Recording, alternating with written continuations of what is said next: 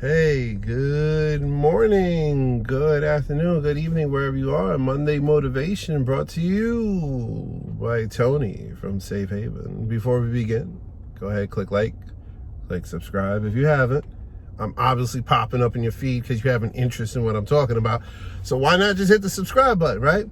And then share it with a friend, post on Facebook, whatever you want to do, right? So without further ado, let's get right into it.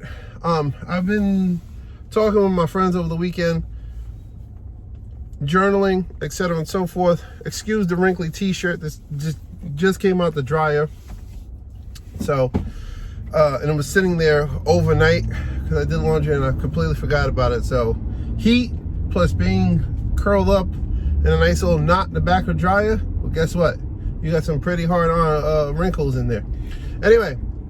So today, wanted to just give a reminder. This is something I'm reminding myself. So again, I'm not making myself any better than any of y'all. I'm just here to help. Is that we got to take the first step to healing. Okay. What does that mean? That means you have to be intentional about healing. You have to be intentional about your communication with abusers. You got to be intentional about setting boundaries. You got to be intentional about self-parenting. You got to be intentional about reminding yourself why you're not with this abuser. Whenever the good times come back to you and you flood your mind, or you got somebody in your ear talking about, are you sure you don't want to be with them no more? Come on, give it a chance. Y'all have kids. Y'all have history. Y'all got bills. Y'all got debts. Yada, yada, yada. And you over here doubting yourself like, maybe I should go back. Okay? You got to be intentional about saying, nope. That's not the way. It's not what we're going to do. You got to be intentional about understanding that even when a narc is nice to you, is kind to you, appears to be showing that they are trying to be civil with you or whatever, understand who and what they are, what they represent. At the end of the day, they're in it for themselves. They don't care about you. They care about your reaction. They care about your resources. That is all. So you have to be intentional. And you also have to do the work, and you got to take responsibility to do the work of healing yourself. You got to take the responsibility of doing the work of getting up and moving forward and pushing past the depression, the anger, the bitterness, the desire for revenge. Not to live your best life, the desire of revenge in which you want to hurt the narc in any way possible. You want to get back at them. You want to ruin their new relationship that they have with whomever. You got to be intentional about that, and you got to do the work. Life it doesn't give you any participation trophies, and life doesn't reward you just because you're doing the right thing. Unfortunately, okay? Hollywood would tell you, well, if you just do all the right things, you're going to have a great life. You're going to have, family's going to be all healthy. You're never going to have money issues. People aren't going to betray you, this, and that, okay? That's all a lie. It's all a scam. You can do the right thing and still get messed over. You can do the right thing and still fall in love with someone who tries to destroy you in the end. You can do the right thing and still, miss out on an opportunity, right? You can do all of that. But you still have the responsibility of doing the right thing, right? And it's the same way when it comes to healing. And it's the same way when it comes to self-parenting, and it comes to dealing in facts and truth and learning to accept that the relationship you have or had with a narcissist is not healthy, and it's never going to improve, and you're never going to come out on top in that situation, right? So just a reminder, this Monday Motivation, it's a new week. A lot of people, it's Labor Day weekend, so a lot of us don't have to go to work, but some of us do. And you know, look, Monday is Monday, okay? And the truth is that if we think that life is just gonna, like, if we just are passive in our healing and we just let life say, oh, you know, whatever, I'll get over it when I get over it, you're gonna spend a lot of time where you don't want to be. You're gonna spend a lot more time in depression. You're gonna spend a lot more time in anger, bitterness, inability to move forward, inability to heal up. And it doesn't matter.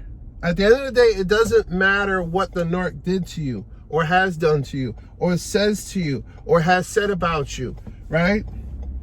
The individual responsibility is on you to have and make the greatest life you can make. No one has that responsibility other than you. No one has that ability to have the best life for you than you. Yes, and the narc is a jerk. Yes, the narc is hateful. Yes, the narc hurts you. Yes, it's painful. Yes, and yes. But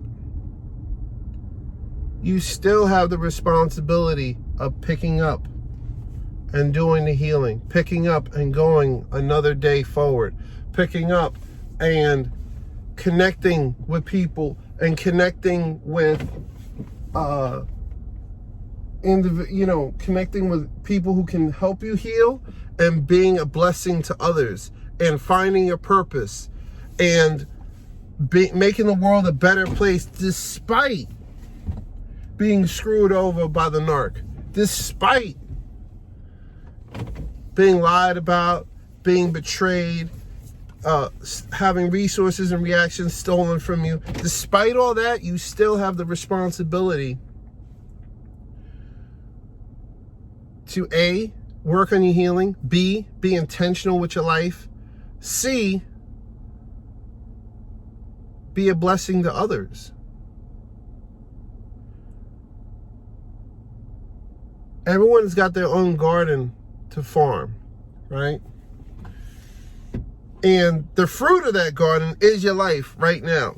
And if it's not where it's meant to be, and listen, I'm talking to myself right here because the fruit of my garden is, some is overripe, some hasn't sprouted yet. I mean, I found some moldy tomatoes. You know, that tells me, okay, you know what? There's some things in my life I need to work on and I need to be intentional about that. Despite having my heart broken before, despite having been lied about, despite having dealt with years in family court with an ex-narc, despite all that, I still have to focus on myself, and I still got to focus on healing, and I still got to focus on tending to my own garden. See, narcs come in when they know that you're distracted. Well, here's the thing. I think it's even simpler than that. They come in and the best supply that they can get is from people who are distracted. And what I mean by that is people who are interested in people pleasing others, who are interested in, you know, letting their gas get pulled from their flame to somebody else. So a narc will just throw out a net, right? And whoever falls into that net, well, that's who is their supply. However, if you're not distracted and you're working on yourself and you're working on your goals, your ambitions, you're working on your purpose, your passions, you're working on making the world a better place, well, then guess what? They don't have that much ability to sway you, right?